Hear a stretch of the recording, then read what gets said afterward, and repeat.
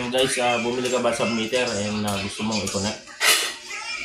So, kailangan sa pagkoconnect ka na sa meter ay tama yung ating connection at hindi tayo magkakabaliktad dito sa supply or sa input at sa output. So, laging tatandaan yung nasa parking right side na sa meter, siya yung main or dito mo ilalagay yung supply. So, galing sa kontador, kung saan ka man makikishare ng kuryente. So, galing doon sa kapitbahay na kukuha mo ng kuryente, dito mo siya ipapasok. And then, kung ang linya na kuryente nyo is light to neutral, so meaning, ang light to neutral is yung 220 yung line 1, and then neutral yung line 2. So, sa Batangas, sa Pampanga, ganun ang supply ng kuryente, light to neutral. So, hindi pwede magkabalik na dito. Laging yung line dito sa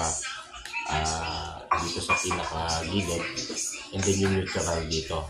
Pero kung kagaya dito sa amin, sa Laguna, line to line ang linya ng kuryente, kahit sa mo siya dyan ilagay. Line 1, line 2. Kasi parehas yung 110, 110, ano?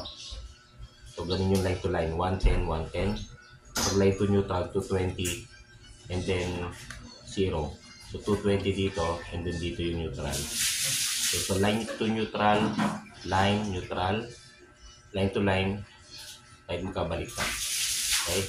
So, kung na-input mo na yung supply, make sure na dito sa output is ganun din, line to neutral.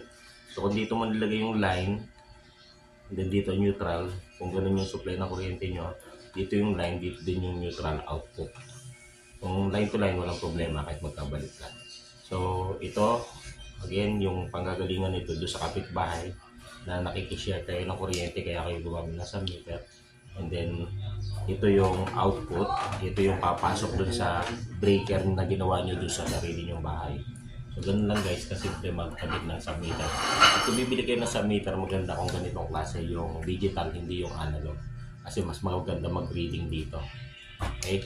So, ganun lang guys. Maraming salamat. God bless you.